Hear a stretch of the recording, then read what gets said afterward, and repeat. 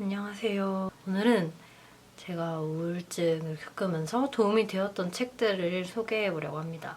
저 우울증일 때 이 책들이 도움이 됐던 이유는 제 자신이 어떤 성향의 사람인지 이해를 하게 되고 스스로를 인정하게 되고 받아들이는데 굉장히 도움이 되었던 책들이에요. 그래서 첫 번째 책은 정문정 작가의 더 좋은 곳으로 가자입니다.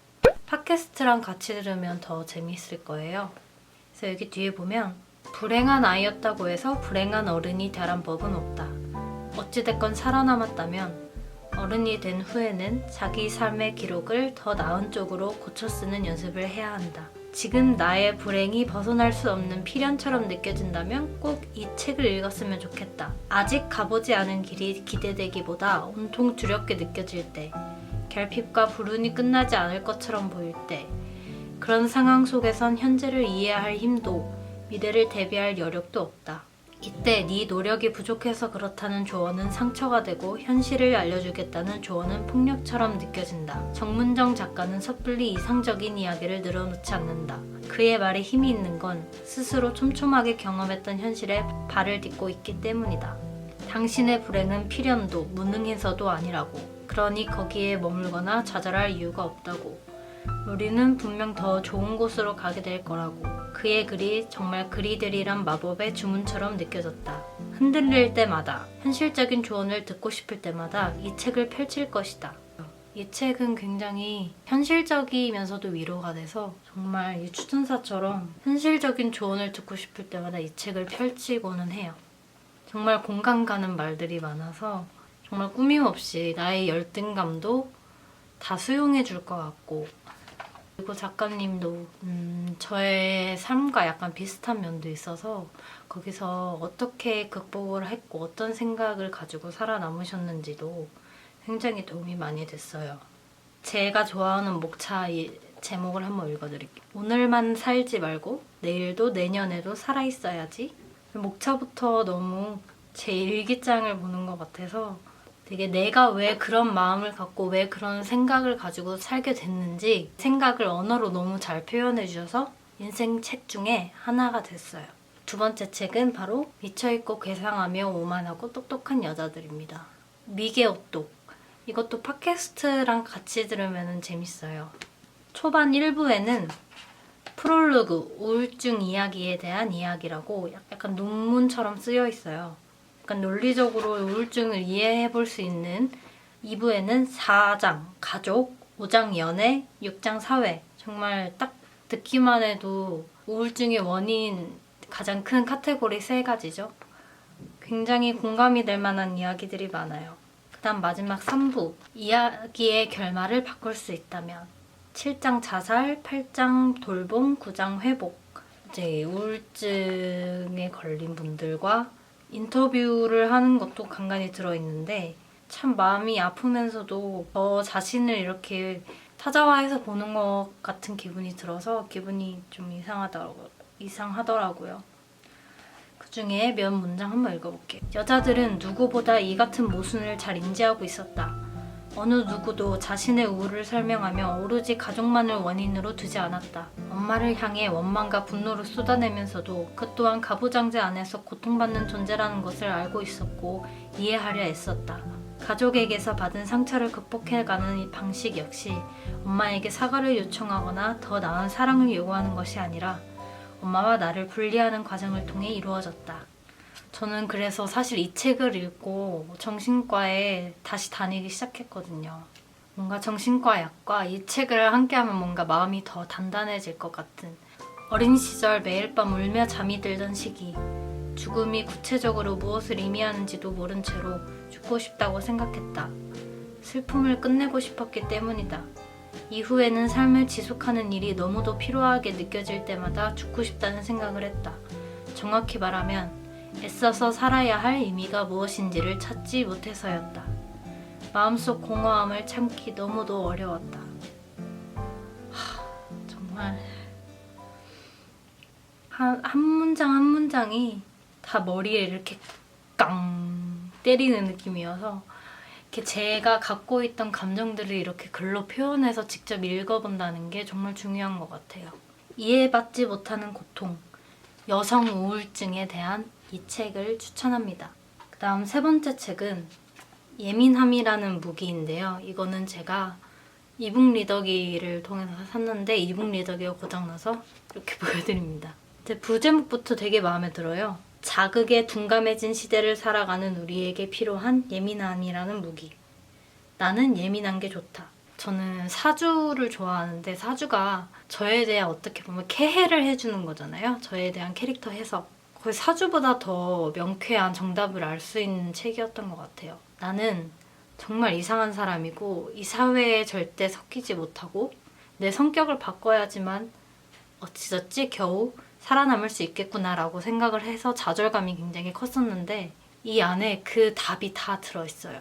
내가 왜 친구가 없고 왜 외롭고 왜 이런 소리에 자극을 싫어하며 이런 것들이 적혀있고 그 예민함이 결코 이상한 게 아니라 그것을 어떻게 무기로 사용을 할 수 있느냐 그런 거를 나타낸 책이라 너무 저는 좋아해서 이 좋아하는 구절들을 거의 다 외웠던 것 같아요.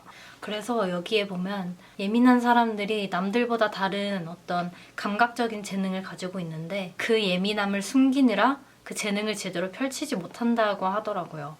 또 이게 어릴 때의 경험과 관련이 있다고 딱 얘기를 하니까 거기서 되게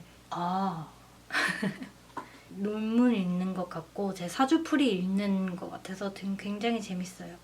1920년대에 에른스트 크레치머가 예민한 반응 유형을 썼을 때까지만 해도 예민한 사람들은 직업적 능력이 뛰어난 편이었다.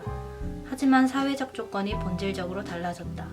사회가 점점 빠른 속도로 바뀌고 정보가 홍수처럼 밀려오는 동시에 성과에 대한 압력이 증가하고 사회 분위기가 점점 경쟁적으로 변해가고 결속이 와해되면서 예민한 성향을 직업적 플러스 요인으로 경험하지 못할 때가 많아진 것이다. 오히려 예민한 성향을 가진 사람들이 힘들어하고 방향을 잡지 못하는 경우가 늘어나고 있다. 나라는 캐릭터를 인정하게 만들어주는 책이었던 것 같아요. 그리고 저는 사람 만나는 것도 별로 안 좋아했는데 소제목이 에너지를 잡아먹는 사람은 없다. 저는 사람 만나면 항상 집에 거의 멀미하고 토가 나올 정도로 에너지를 많이 빨리고 오거든요. 예민한 사람 중에는 사람을 만나고 오면 에너지가 고갈되고 진이 빠진다고 토로하는 사람이 많다. 그래서 에너지를 잃지 않으려고 점점 더 만남을 기피한다. 완전히 운둔 상태로 살다시피 하는 사람들도 있다. 하지만 그 결과 가장 피해를 보는 것은 예민한 사람들 자기 자신이다. 그래서 굉장히 저의 시각을 많이 바꿔준 책인 것 같습니다. 평소에 자기가 예민한 성격이라고 생각이 들고 몸이 자주 아프고 자신의 성격에 대한 이런 어떤 회의감 같은 게 드시는 분이라면은 정말 저는 추천드려요. 이거. 저는 이거 보고 사주를 이제 더 이상 보지 않아요. 네 번째 책은 캐럴라인 랩의 명랑한 운둔자입니다. 여기 캐럴라인 랩 아까 설명에 마지막 줄에 참 공감 가는 얘기가 있어요. 자신의 강함과 약함을 있는 그대로 받아들이면서 결국 삶의 명랑을 깨달은 저자로부터 우리는 만난 적 없지만 오래 이어온 듯한 우정을 느낄 수 있을 것이다. 이것이 그의 재능이다. 실수와 결함투성이지만 조금씩 달라지는 자신을 늘 직시하고 용감하게 썼던 작가. 진짜 공감됐어요. 이분의 책을 더 읽을 수만 있다면 좋을 텐데 이거는 거의 캐럴라인 랩의 에세이라고 생각을 하시면 되는데 에세이가 이렇게까지 위로를 해줄 수 있나. 거의 제 일기장과 같다. 제가 좋아하는 거 혼자 있는 시간, 개와 나, 떠나보냄 이런 제목부터 벌써 끌리지 않나요? 고독은 외로움이 되고 외로움은 의기소침이 되고 의기소침은 무기력과 절망이 된다. 나는 문득 고개를 든다. 이미 나는 고립되어 있다. 굉장히 이분도 내성적이고 혼자 있는 걸 좋아하고 남자보다 걔를 더 사랑하고 자신의 삶의 방향을 스스로 정하면서 겪게 되는 것들. 이분이 90년대에 쓴 내용인데도 굉장히 지금 와닿는 내용들이 많아요. 모든 것이 불확실한 시기인 건 맞지만 모든 것이 가능한 시기이기도 하다고. 실제로는 우리가 나이 들수록 잃는 것이 많아진다. 점점 더 크고 버거운 과제가 나타난다. 실수를 되돌리기가 점점 더 어려워진다. 우리는 모두 나이 들수록 삶이 더 어려워지는 게 아니라 더 쉬워진다는 신화를 믿으며 자라는데 나이 드는 부모의 모습만큼 그 믿음이 사실이 아님을 잘 보여주는 것은 많지 않다. 참 인상 깊은 구절들이 많은 책이라고 생각을 해요. 정말 제목대로 은둔자에게 명랑한 책이라고 생각을 합니다. 안 가진 대로 괜찮잖아요. 근데 되게 제목이랑 이 표지만 보면 굉장히 손이 가게 생기진 않았어요. 14명의 작가가 자기의 우울감에 공감을 해주었던 다양한 예술 작품들과 함께 곁들인 짧은 글들을 엮은 책인데 저는 확실히 다른 사람들의 상태에 공감을 하면서 위로를 굉장히 많이 받는 것 같아요. 그리고 굉장히 저는 영화, 음악, 그림 이런 걸 굉장히 좋아하고 그쪽 일을 하고 있고 좀 예술이란 단어가 굉장히 뭐 권위적인 말로 들릴지도 모르겠지만 저는 그런 것들로 위로를 받는 사람이기 때문에 더 마음에 와닿았던 것 같아요. 그래서 읽어볼게요. 아픔을 오로지 혼자 책임질 수 있는 사람은 없다. 감당할 수 없어서 결국 아프게 되었으니까. 혼자서는 차마 채울 수 없는 새벽이 있다. 텅 빈 하루가 있다. 예술이 사람을 위로한다는 건 결국 누군가의 삶이 나를 이해하고 어루만져준다는 가장 일반의 위안이다. 그래서 우리는 그렇게도 서로의 삶을 묻고 나누고 그걸로도 부족해 책을 펼치고 음악을 듣고 영화를 보고 또 다른 무언가를 찾아 헤맨다. 나에게 꼭 맞는 이야기를 만나 마음 내어주고 엉엉 운다. 그렇기에 우리는 처참히 무너지는 하루의 노래와 시 그리고 영화와 같은 위로를 찾는다. 그들이 이 감정을 설명해 주길 바라며. 저도 되게 우울할 때마다 미친 듯이 좋은 책을 찾아 헤매고 음악을 찾아 헤매고 영화를 찾아 헤매는데 그게 다 이 일반의 위안을 찾아 헤맸던 과정인 것 같더라고요. 나에게 꼭 맞는 이야기를 찾기 위해서. 이것도 정말 밑줄 많이 그으면서 읽었던 책입니다. 다들 너만큼 아프고 모자라니 탓할 것이 있다면 언제나 너의 노력 부족 혹은 유약한 뿐일지어다. 그 값싼 훈계를 거의 섬기듯 믿었다. 때로는 내 괴로움이 충분히 커다랗지 않다는 생각이 나를 더 괴롭게 했다면 그것도 사치스러운 이야기일까? 20대 초반에 나는 그런 식으로 스스로의 슬픔을 삼켰다. 그렇게 외로워졌고 어느 순간부터는 외로움이 삼킨 슬픔보다 거대해졌다. 진짜 다시 읽어도 울컥할 것 같아. 쉴 새 없이 사라지고 싶다고 되뇌었던 것이 사실은 이 세상에서 두 발을 딛고 제대로 살아보고 싶다는 외침이었다는 것을.